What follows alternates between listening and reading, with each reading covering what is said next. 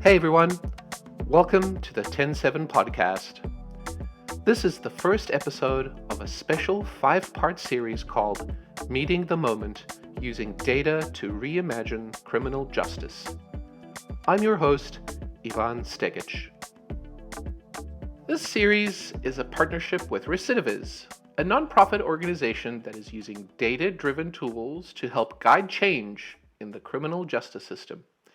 Last fall, I interviewed the executive director of Recidiviz, Clementine Jacoby, for an episode of our podcast. And to be honest, that discussion was so interesting, it left us wanting more. Criminal justice and mass incarceration are immense problems facing our nation, and the idea that data might hold the key to much-needed reforms seemed like a topic worth a much deeper dive. The fact is, the United States has become the global leader in mass incarceration without showing any corresponding decline in serious crime. We have a system that is massive. We have a system that is entrenched in our society. It has foundations in racism, and it has created generations of Americans who have been lost in the system. At TEN7, we have a mission: make things that matter.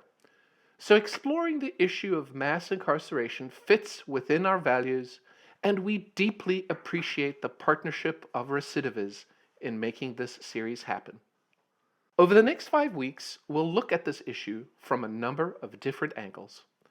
We'll look at the forces that got us into this mess, how government and technology might work together on reform. We'll look at the challenges we face navigating the built-in biases of technology. We'll also look at how technology might lead us toward a change in our mass incarceration culture.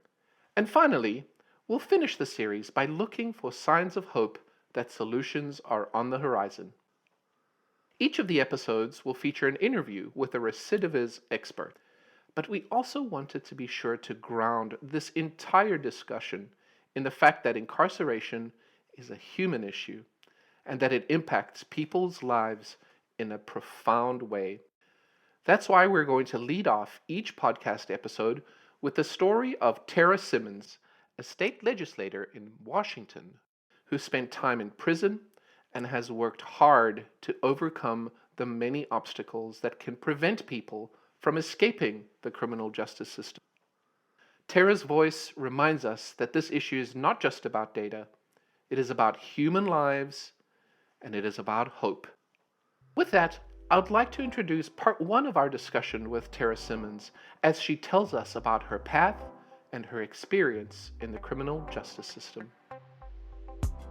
My name is Tarra Simmons, and I was actually born in Olympia, Washington, but I lived between my mother and father. My father lived in California, so I kind of went back and forth between the two of them, and so between Washington and California is kind of where my childhood years were. Do you have any brothers or sisters? I do. I have 2 brothers from my father and 1 sister from my mother. So no full siblings, 3 half siblings, and they've all had their kind of journeys as well. One of my brothers, unfortunately, is still incarcerated, has spent most of his life incarcerated in and out. My other brother, thankfully, found recovery also and has, I want to say, about 7 years in recovery. And he actually was just ordained a pastor in his church. Then my sister lives here locally and has found some success, has actually followed in my footsteps. 7 years ago, she got her GED and she recently graduated with her bachelor's degree, and I'm really proud of her. What do your early teen years and high school years look like? Yeah, I was up here in Bremerton, Washington, where I live now, for the most part during my teen years. And it was a really difficult time. I was actually in and out of homelessness and foster care. I ran away from home. I never lived with my parents again after the age of 13. I, experienced a lot of violence and abuse, living homeless on the streets. And I became pregnant at 14 years old. And so I had my first son at 15. That changed my life. I went back to high school. I had not had any high school credits, and I actually completed all 4 years of high school in 1 year and graduated at 16 with a little baby. I lived alone in my own apartment with my new son and really was just committed to giving him a better life. I was the first person in my family to ever graduate high school, let alone go on to college. It was funny when I graduated high school at 16, I really didn't know what my plan was, but a neighbor told me about financial aid and how I could go to college and actually receive money to do that. I was very committed to changing our generational like curse of substance use disorder and incarceration and poverty and violence. I went to college at 16 and started there at Olympic College, a community college here in my hometown, and graduated at 19 and then went on to the university and got my nursing degree by the time I was 21, my bachelor's degree in nursing. And I was a registered nurse for quite some time. What gave you the strength to know that you needed to do 4 years of high school in 1 year? That seems remarkable for someone who is 16 and has a baby.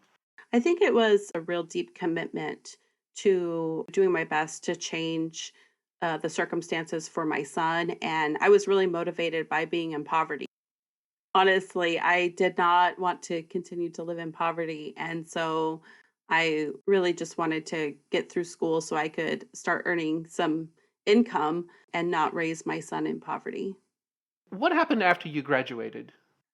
After I graduated from nursing school, we lived here in Kitsap County where I live now, and I worked in a variety of nursing positions. I was finding a lot of success in my career, but I still was struggling with healthy relationships and substance use disorder off and on, just, a mental health trauma from my childhood.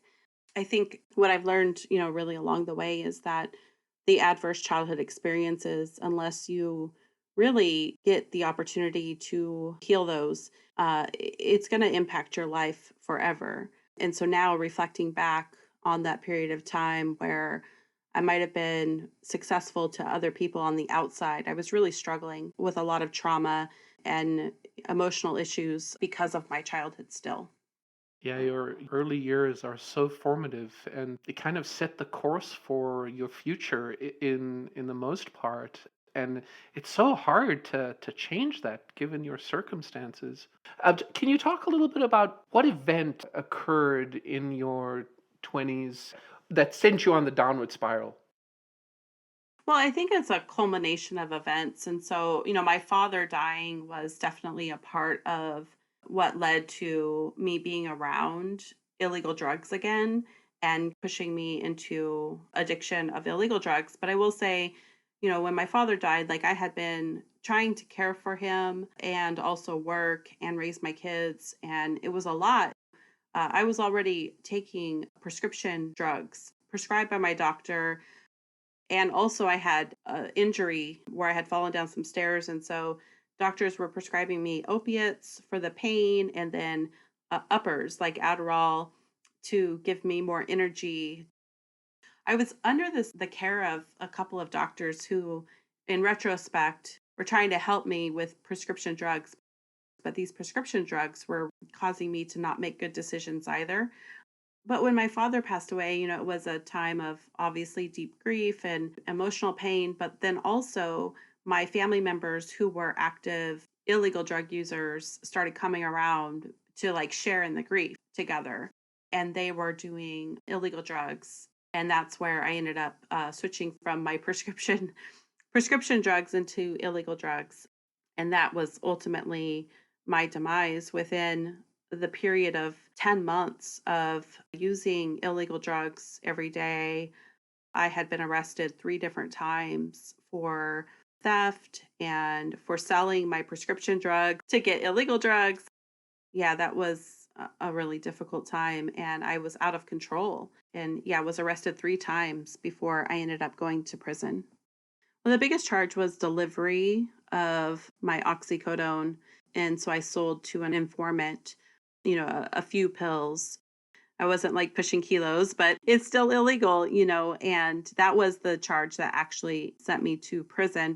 But then I was also charged with possession of drugs, possession with intent, unlawful possession of a firearm because there was a gun in a rental car of mine, and then organized retail theft. I was stealing from Walmart to support my habit.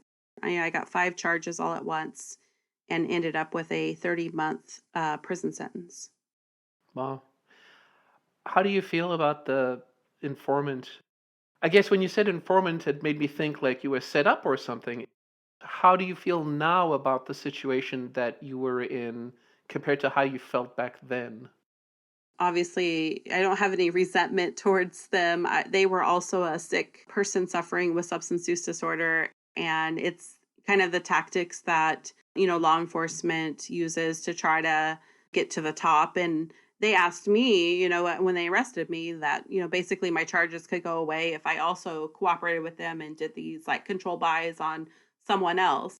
It's the tactics that law enforcement uses to try to get to the, like, whoever is bringing it into the county. I do appreciate that, I had some intervention. I will say that I think our whole system of the way we are traumatizing already traumatized people who are suffering with substance use disorder is not helpful, because I think there's better approaches to stopping people from selling drugs and using drugs than to use these kind of interventions from law enforcement. So it's something I'm working on now. We'll hear more of Tarra's story in the next episode, but before we jump into our main interview, I did ask Tarra for her thoughts on the issue of mass incarceration as a uniquely American problem. From my perspective, mass incarceration was created around the time that slavery ended and a way to continue to have an underclass of people.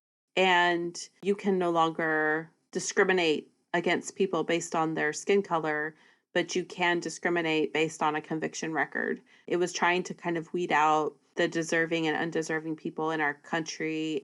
We've built this system of criminalizing everything from poverty and behavioral health issues and so much more. And I think it's really rooted in our country's love for racism. And that's evident in the disproportionality of who is involved in our criminal legal system. And so there's been lots of things that have fueled mass incarceration. Our sentences have gotten tougher and tougher and longer.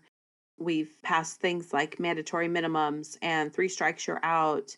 And the whole war on drugs has really contributed to mass incarceration. And so now we're trying to undo some of those things. And it is so hard to undo it after we've created it, because there are people that are very much believers in these policies and in this mindset that people that commit crime are inherently evil and they deserve to be punished for the rest of their lives, pretty much.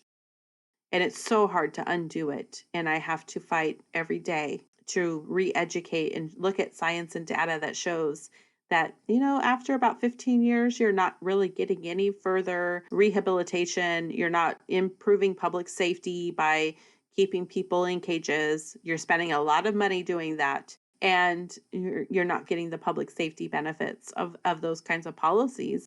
Also, people really like to talk about victims versus offenders and these types of conversations without really understanding that every single person I met in prison was a victim first. They kind of use stories of victims to create these policies that are really over-inclusive, and they legislate to the anecdote and legislate to the extreme cases instead of looking at research and data and really thinking through what is going to create safer communities. Tarra's story is one of so many that demonstrate the thin line between issues like childhood trauma, hopelessness, and addiction, and of course the ever-present threat of mass incarceration. What can we do to try to break a cycle that has now been entrenched for generations, and how did we get to this point in our nation in the first place? To shed some light on this, I'm pleased to be joined by John Tilley, Head of State Engagement at Recidiviz. John, before we begin our discussion, can you just give us a little bit of background about who you are and how you got involved with Recidiviz? Sure. Well, nearly 30 years in the field of criminal justice in some form. Prosecutor, obviously lawyer, legislator. Spent almost a decade in the state legislature, the House in Kentucky.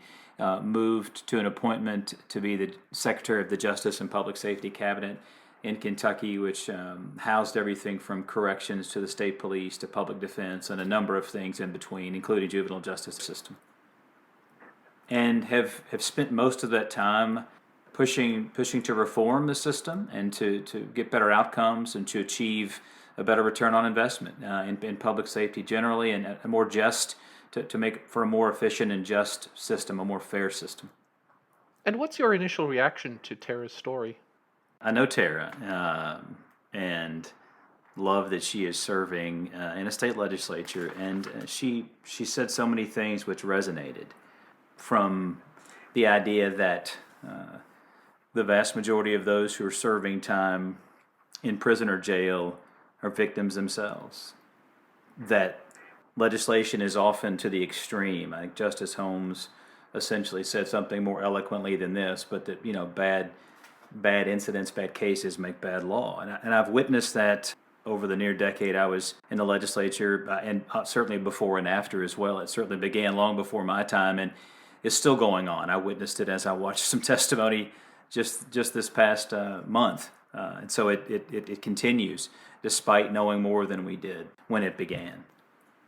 I'm struck by the racial disparities. I mean, we know that the majority of people in prison are people of color, that black men are 6 times more likely to be incarcerated, that the sentence of a black man to a similarly situated white male is about 20% higher. And so those kinds of things go on and on. I mean, I guess I just wrote an op-ed on bail reform, the need to end cash bail. The average bail for a black man is $10,000 higher than a similarly situated, white man. And so we know those things, those disparities exist. We know that, as she said, that we have criminalized poverty. There's no question we've done that. I mean, that is represented in the nearly 500,000 people we're holding on some bond amount in jails, local jails, regional jails all across the country. So much of what she said is rooted in the data and rooted in the science and the evidence that we have before us. Mass incarceration is a major problem in the United States, and what I would love to try to trace back with you, if we can, is how we got here and where are we? I know it's bad, but how does it compare with the rest of the world, and how far back does it go? One of the things that really struck me about what Tarra said was that this has been going on since slavery, that we have this, that we haven't had this issue for, 20 years, 50 years, that it goes back a long time.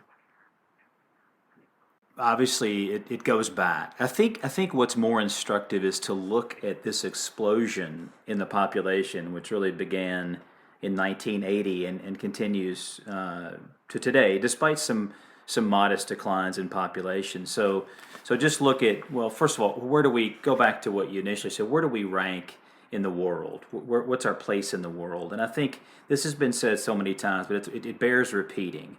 That we comprise less than 5% of the world's population, yet we incarcerate nearly a quarter of its prisoners, nearly 25% of its prisoners, and it's worse for women. For every 3 women incarcerated somewhere in the world, one of those women is sitting in a United States jail or prison cell, and so nearly a third of all the world's prisoners, women prisoners, are here in the U.S., and that's just striking still to me to say it this many years later. We've been saying it for so long. So, and it's still true, even though we've had these modest declines, those numbers, are still holding true. I mean, and it's just, you look at so many countries that we would expect the rates of incarceration to be higher, and they are simply not. And again, it's worse for women. One state, Connecticut's made so many strides to decarcerate, yet their incarceration rate for women, it's one of the best in the country, our country, but it's higher than Russia's. Rhode Island, the lowest female incarceration rate in our country is Rhode Island. It's still higher than Saudi Arabia. And so those kinds of things just kind of roll off the tongue, but they stand for something that we are experiencing still over incarceration. And it is this. So for her to speak of mass incarceration, we clearly are in love with prison as a solution for better public safety. And whether you're a conservative, a moderate, or a liberal, it's true, and it's been said by so many, we cannot build our way to public safety. And that's simply not true. It wasn't true when this explosion began, and it's not true today. And there are so many reasons for that. Happy to discuss them, but we're, how did we get here and what is here? We're still experiencing a reliance on prison that is, to me, still a national tragedy. Well, let's talk a little bit about what's enabled this mass incarceration. There's so many different things that have felt like they've worked together to get us to a place where we have 5% of the world's population, but 25% of the world's prison population. Let's talk a little bit about what's enabled this mass incarceration. I think using as a base what I referenced before, this explosion since 1980, and I think one would also be able to very easily track the explosion in drug arrests, the incredible increase in the number of drug arrests, and the idea that in that roughly same period of time, I think in fact that growth rate I gave you was, let's say, from 1980 to 2008. I think, and then 2008, I think some significant efforts at reform began across the country in states, not federal prison reform or federal criminal justice reform, but state reform. And so for that period of 1980 to 2008 was that massive growth, which is 500%, by the way, since that time, as I may have mentioned. But so there's a 500% growth rate, and again an incredible rate of increase in drug arrests. And over that same time, I think drug arrests have increased 10 or 11 fold. And the number of obviously drug offenders. I mean, again, I think the number is actually closer to 11 fold. From like 40,000 to 440,000 individuals in prison for what are considered drug offenses. And that also is striking. I mean, I've heard it said that we've been making the same mistake since 1971, which some count as the beginning of what many call the war on drugs. I've always been careful to not criticize in one sense. Certainly, I think there's plenty to criticize. Don't get me wrong, but I think we just need to change the way we approach the drug scourge. And certainly, I'm one for favoring treatment and alternatives to incarceration when at all possible to do that. So we've certainly, there's so many things that have failed us, but trying to incarcerate our way out of addiction or substance use disorder or mental illness, to use jail and prison as a way to combat those conditions. Let's use substance use disorder. It's a chronic brain disorder where relapse is just a reality and is part of the disease. But yet we continue to punish relapse. So how did we get here? I think we got here by criminalizing what is a disease in substance use disorder. We got here by criminalizing mental illness, by criminalizing poverty, by allowing bad cases to make bad law. As Tarra said, legislating to the extreme, by thinking that sentence length is a deterrent. Not to suggest we need proportionate sentence length. I think she mentioned, and I know I listened to her entire interview, and I know she mentioned making sentences proportionate, and certainly we've used enhancements to laws. That's another contributing factor, whether it be drug offenses and the aggravators that go with them, or persistent felony offender laws, habitual offender laws they're called in so many jurisdictions, where these tack-ons, these additional years added to sentences, can become draconian and really illogical. The 3 strikes and you're out laws that are oftentimes just bear no resemblance to reality. And so those things have all contributed. It is clear from the data. And we also have a decentralized, fragmented system as well, don't we? It's not like we have one overarching policy and one overarching system. Everything is sort of broken up into pieces. Again, I spent some time as a prosecutor, and Also, when you look at how many, if you break things down to a local, state, the national level, clearly, I mean, and it's been famously said that when you know one state, you know one state. And so clearly every state in some sense is different. States with the same criminal code, they sentence defendants, individuals differently than other parts of the state. So there is incredible disparity. There are incredible inequities across the system. And so, that fragmentation and the lack of unity and the lack of standardization and the lack of some sense of really equity across the board is at play every day in our system. So, that plays a role. I mean, there are, for instance, there are just thousands, I think 18,000 law enforcement agencies. So you begin to see that it's criminal justice is an inherently local problem. Not to say that the federal criminal justice reform doesn't play an incredible role. It does, and certainly what happened with the First Step Act is a good first step. And I think those of us who worked on it, I worked on it, and certainly was proud to play a role in it. I wished it would have gone further, but certainly it accomplished some things, and it has benefited people, and it's a good first step. We now need the next steps. But states, I'm proud that the vast majority of states have enacted some significant reforms, and that state prison populations since that 2008 time have been declining. Again, albeit modestly, but at least not surging with incredible growth like the population was before. What is the First Step Law? Well, I mean, it's a series of reforms passed by Congress, I think 2018, which thankfully provide some measure of reentry, provide some measure for, which is still being litigated, I think, but for compassionate release under extraordinary and compelling circumstances.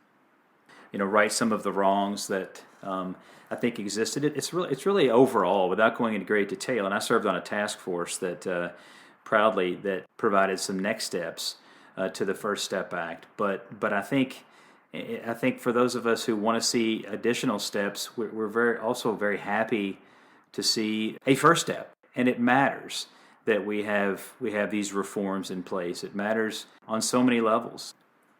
It really identified the need in the federal prison system, the BOP, the Bureau of Prisons, that did not exist. Many states had already moved on these things, and most states had most of what is in the First Step Act in place in their own states. But it obviously focused on rehabilitative programming. And some disproportionate sentencing. It corrected some of the wrongs and disproportionate sentencing, obviously not going as far as many would have liked. I think it has the ability and has done some real good. Again, earned time credit opportunities exist in it, and so many things. And it reduces and clarifies some mandatory minimums. I mean, all of these things that many on the right and the middle and the left have been talking about for some time. So it was good to see some measure of reform at that level. And I think we have some hope that will continue. So a decentralized system, local versus state versus federal politics, good first step law that's the first step to improving our mass incarceration problem. But it feels like politicians that get elected have an incentive to continue to be in representative office, and it's easy to be tough on crime. And similarly, judges that are elected in states and local governments across the nation, also, it's easy for them to be tough on crime, whatever that means. Do you think that's also enabled mass incarceration? Is it hard for a politician to say, no, let's do something that is more humane as opposed to just a law that keeps people in prison? The short answer is yes. It does make it more difficult when we elect judges and we elect the policymakers who vote on criminal justice laws in this country. And it certainly is the safer route in many ways. It doesn't make it the right route. It certainly doesn't say good things about our system. because ultimately we should all be trying to do what's right and what actually does benefit and enhance public safety. I mean, it is possible to be smart on crime, but remain tough on criminals. And again, we want to make sure we define that appropriately. But because certainly in my opinion and the opinion of many others, we incarcerate far too many low-level offenders, whether those are drug offenders or not, who should not be incarcerated in jail or prison. And we keep too many people pre-trial, as we've been discussing. So there's got to be careful there. But I think just having served and having served with some really good colleagues who didn't come from the criminal justice background. They weren't lawyers, didn't work in this system, didn't have any experience in it. I tell you, when they began to understand it, though, I think it's clearly easier to always, whether you're an elected judge or an elected official, it's always easier to vote for that tough on crime policy as opposed to that reformative measure. Because, let's say out of 1,000 successes, one bad thing happens. One individual released, whether it's early or not, reform is always blamed for whatever crime occurs, whatever serious crime occurs in that community. If it's tied in any way, if it's even time wise, if it happened in the same time period, the reform measures become oftentimes the target of criticism and the target of backlash in the media. And so whether you're serving the House or the State House or the State Senate or you're a governor, you vote on these things, you've got to be prepared to explain to your constituents why. And in my personal experience, I was pushing significant reform, bold reform. Each and every session I was chair of my House Judiciary Committee, and I was able to explain to my constituents why. And I think it resonated with people to the extent that the one example. So, Yvonne, one example is the drug epidemic. Everyone knows somebody who had a substance use disorder, and nearly everyone does. And nearly everyone also knows someone who was ensnared in the criminal justice system because of it. And that began to affect people in such record numbers, in such dramatic numbers. I mean, just giving so the opioid epidemic for one. I mean, that's we all know we're still facing an epidemic within a pandemic right now with the opioid epidemic, and we could talk about that all day long. I mean, overdose deaths are ticking back up now. It's clear, and that kind of substance use disorder is still an epidemic.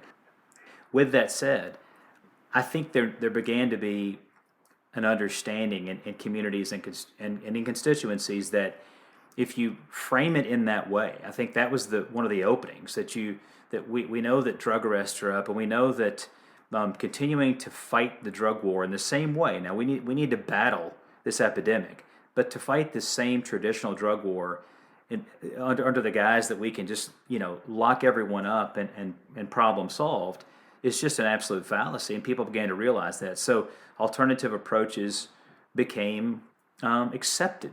And so states began to modernize drug codes, began to look at possession differently than trafficking, of course. And those are just two examples, but began to look at a number of things differently. So there was significant reform, began to increase felony threshold levels. In other words, the amount at which you would, the value of something before you would be charged with a felony or a misdemeanor crime. Those were popular reforms. And so the list goes on. But generally still, for bold reform, most legislators are not willing to go as far as many see necessary. And I'm one of those that thinks we need to go further and be bolder in our approach, because we still, well, you heard the numbers when we began our interview. I mean, we're still not there. What should our goal be? Over what kind of time frame? How will we know when we're there? Yes, it's difficult to point to a number, and I think we'll know when we're close. And I think we are seeing modest declines. Now, a lot of the declines we've seen over the past year have been due to COVID and backed up court dockets.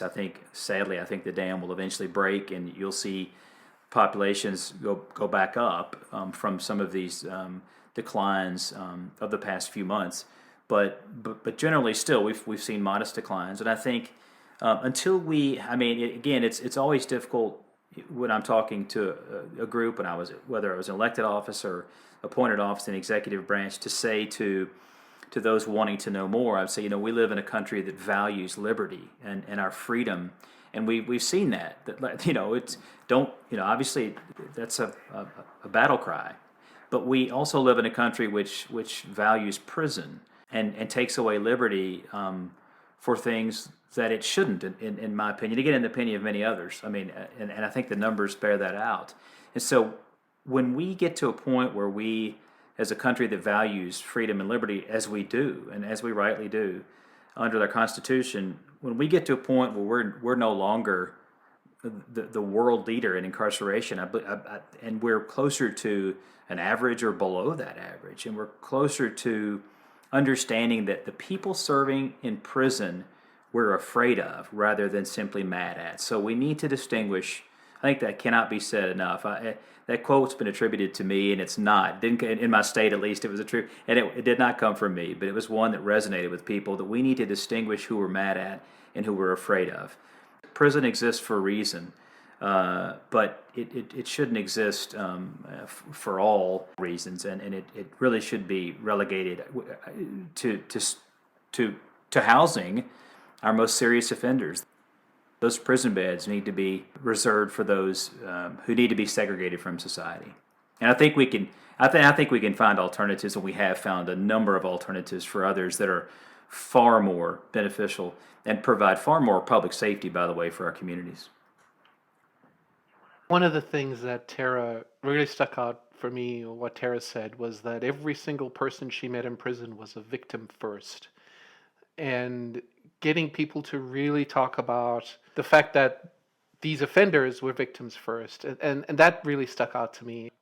And given the fact that we have the highest mass incarceration numbers in the world, you've mentioned and talked about how those incarceration numbers are modestly going down. What's stopping us from reducing these numbers? Like, what is standing in the way of reform? It feels like there's so many things working against us. Well, I think, going back to what we touched on a moment ago, finding the political will, finding that in our elected officials, or at least demanding it from our elected officials, that they follow the evidence, that they vote on best policies and best practices, as opposed to anecdotal extremes, as Tarra mentioned, legislating based on what we know to be true rather than our gut or just, again, sensational stories. So data, real data, is what you're talking about. Yeah, absolutely. Perish the thought that we actually rely on data. It always, yeah, that's right. It always strikes me that none of us would want to ever fly an airplane with pilots who used weather data from the previous month, or relied on incoming information that was stale or old or not credible or inaccurate. But that's what we do. That's what we do in criminal justice, and we take people's liberty over it, and we base our policy decisions on it, and we use programs oftentimes that we think work. We're not sure. I mean, that's gotten better. Certainly, we've validated a number of things in criminal justice, and for instance, a lot of the legislation that I sponsored and passed required that we used evidence-based programming, which means programs we at least studies indicate will actually work to meet their ultimate stated objectives, and that's a good thing. But we still have a system where our policymakers and our practitioners, those who rely on information, and I think by and large we've got to a point. The good news is we've gotten to a point where people want more information. Some still don't, but more do. But yet we don't have that real-time data that feeds into those decisions, which can be made by practitioners on a daily basis. So take a parole officer. Speaking of the overworked and underpaid and the underappreciated, a parole officer in the field trying to help an individual reenter society with stable housing and transportation and substance use disorder treatment, whether or mental illness treatment, and finding employment. And oh, by the way, trying to track 100 of these people for one individual is the norm. I mean, that's That's not unheard of. The caseloads could be as high as 100 people. They were in my state. We were certainly at Justice over corrections and corrections housed probation and parole. And the average caseload for one of ours was like 95 cases. So they're trying to track each individual, by the way, making roughly $35,000 a year, and dealing with people who are suffering from all of these conditions, trying to reenter society, simply trying to get back on their feet and reintegrate. And can you imagine then having no information, no real-time feedback as to what's going on and what's working? But if we could use data and the power of these systems to provide, alerts and information right on a cell phone, just real time, whether someone is actually eligible for an expedited release due to good behavior, or by the way, they've fallen out of treatment and they need help, or their job interviews that are available, connecting them to that, or stable housing has become available. Just any number of things, or just, by the way, cognitive behavioral therapy is now available, or by the way, they've missed a class. So like just that follow-up, and then we know that just that constant follow-up works. So the fragmented nature of the state, local, federal governments and courthouses and systems that we have in place means that the data is fragmented and that it's in all these different places, which means that people who are on the ground, who are parole officers, who are in charge of prisons, they don't have all of the data in one place and aren't able to make good decisions based on that data. It sounds like we have a problem that kind of needs a holistic approach, that needs to be sort of overhauled from a strategic level as opposed to a logistical level. Oh, I think so. I think we need data across the country to be normalized. I think it needs to, in other words, it needs to be transferred into a common extensible platform where it can be used in a way that is by the way, digestible, is consumable, is understandable. It doesn't come in like a ream of this huge spreadsheet that's miles long and hard to digest.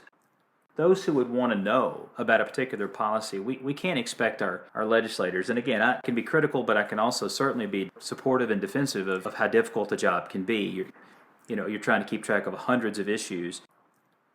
And so when we try to boil down an issue in criminal justice to a policymaker, we better be able to do it in a one-page format and provide them the data quickly and succinctly. And we can do that now. I didn't have that. I didn't have that when I was a legislator. I had some historical data, so I was looking backward. Well, this gives us a chance to look forward through our windshield as opposed to back through our rearview mirror and out the back of the vehicle. And so that's significant. To me, it's a game changer in so many ways, and not just for the parole officer was one example, but the leaders in corrections, a governor, a legislator, a judge, a law enforcement official, a police officer on the street. Anybody who could access the data to see real-time feedback on how things are working, to me, that is a real game changer. And again, it's something that I didn't have, and I just left Justice at the end of 2019. Do you think we have reform fatigue? I mean, it feels like maybe that's stopping us as well to a certain extent. Absolutely. It's been said so many times. I know it was said in my state, and I was always, I got to tell you, I was offended by it, and I'll tell you why. All of us who ran for office were elected, and we took an oath to serve, and to then look at your constituents and say, "I'm tired." And that's actually what that is.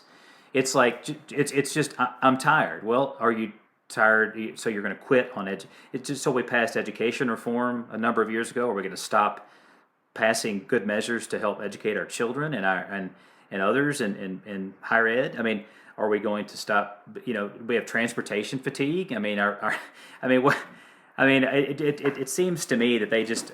I know that a number of legislators, just not in my state but across the country, said, "Hey, we took a shot at this justice reinvestment thing, and we've done it now, and I took my tough vote, and I'm through." And it was simply a way to push it along to the next generation of legislators. It was a way to kick that can, just a little bit further.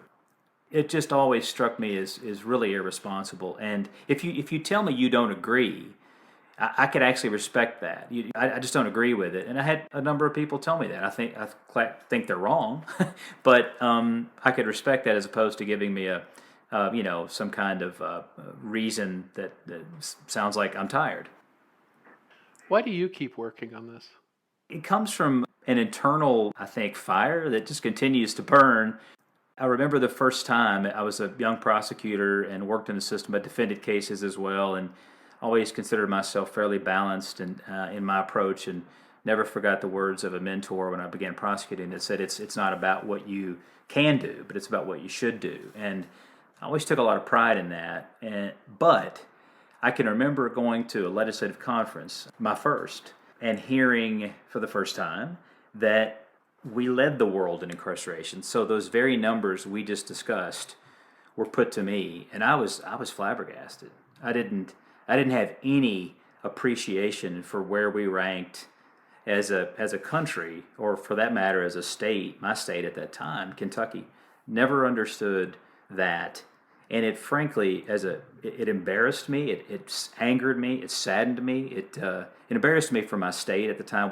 We've actually done a good job to relinquish the world leader in prison growth as a state, but as a country, we're still grappling with it, and my state still could do more. I don't mean we've reached some level of satisfaction. I don't mean that at all. But we're no longer an embarrassment that I thought we were in terms of prison growth. But all those emotions bubbled up in me, and I was like many of us who had parents who said wise things. I'll never forget my father saying to me, when you see an injustice, there are two ways to approach it. I mean, as some people walk away, and some people work on it, work to fix it, work to address it and clear it. And I've never forgotten that. And I think it has to do with the empathy as well. And empathy is something we've talked a lot about as a country, but I think we have to empathize with those who are ensnared and in the system. And obviously, that whatever response the criminal justice system should make, it should be appropriate and reasonable, and it should produce the best outcome. And I don't think we're close to that yet. What are you hopeful about then? Yeah, I'm hopeful that we're talking about it. I mean, we weren't talking about this years ago. We were, again, being a prosecutor and not knowing any of what I know now, to me, is troubling. I mean, I think oftentimes really good people, really good colleagues of mine who defend cases, who prosecute these cases, who work in the system, who are judges, who work in criminal justice, they still may not have an appreciation for exactly where we are, but they certainly many more do now than did, let's say, 15 years ago. That's without question. So the fact that we're talking about it, and the fact that most states have made progress and have enacted reforms, significant reforms, landmark reforms, and the fact that we've seen a modest decline, I'm hopeful about all those things, and I'm hopeful that it feels as if, even though reform fatigue exists, it feels as if there is still momentum. It feels as if there is momentum at the federal level and at state and local level for reform at all levels of the criminal justice system. It feels like there is a movement to accept treatment as the default response to addiction rather than prison or jail, and that those who are suffering from mental illness need treatment and compassion and understanding as opposed to a jail cell. It feels like we're talking about those things more than we ever have, and that's really hopeful, and that's actually what drives us. And finally, I'll say I find myself at 52 still burning pretty brightly for reform, but I also am really taken by the number of people younger than me who, in their 20s and 30s, who are finding that this is their calling in life, and they're leaving. They're going into what I consider areas of public service, whether it be work for a nonprofit or work in the public sector, working in the criminal justice space directly, or working beside it or with it in the same sphere. I mean, I think that's really promising and hopeful for the future. That so many young people I work with are recognizing that this exists, and they want to address this injustice. What advice can you give to them to bring about change? Something more than just working in the sector. Is there sage advice that you can give them? I think it's a civic duty to be involved. I think obviously it begins with, listening to those we elect. I think the policies are set at that level. And that means in all elections, not state or federal. I think at all levels it's important. Certainly some positions impact criminal justice more than others, but I think it's important to listen. Not everyone can work directly in the field, clearly. I mean, that's not possible, but there are so many ways to volunteer. There's so much need. I think about the children impacted by incarceration, about the hundreds of thousands of children impacted. There are things to do to support them and to break cycles of incarceration within communities and families. Tarra talked about victimization, and she's right.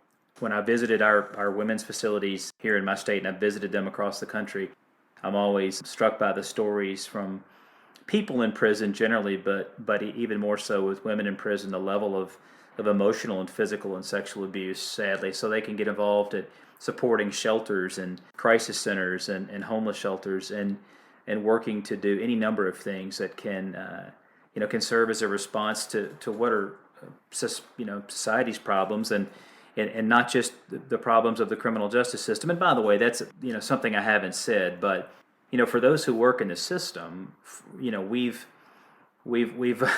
forced those all the way from law enforcement to judges to jailers and corrections officials and policymakers to. The criminal justice system has become the default for mental illness and substance use disorder. Now, we've begun to rectify that. What I'm saying is not to blame anyone working in the system. The system has been asked to handle things it was never designed to handle and to try to resolve, and that's one of the problems. There's so much to this ongoing debate. To the advice of someone trying to get involved, that understanding is necessary, and then finding a way to give back and contribute. I think if we all do that, I think we can begin to see tremendous progress. Our series will continue next week when we'll hear more from Tarra Simmons, and we'll also speak with Andrew Warren, the head of product at Recidiviz.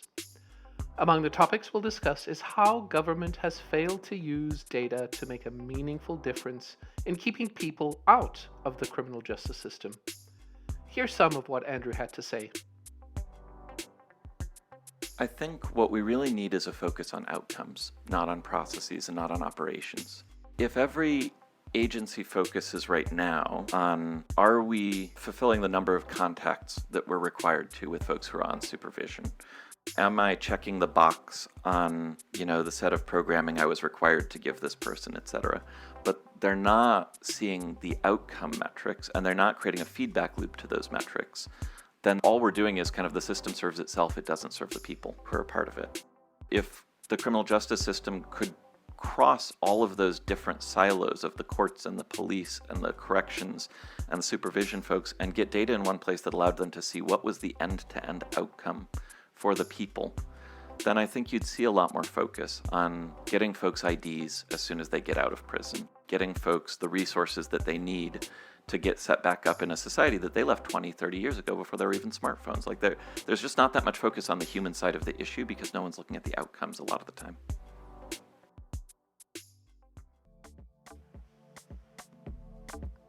Join us next time for the second episode of our series, Meeting the Moment, using data to reimagine criminal justice. We hope you'll subscribe. You can find out more online at TEN7.com/moment. Thank you for listening.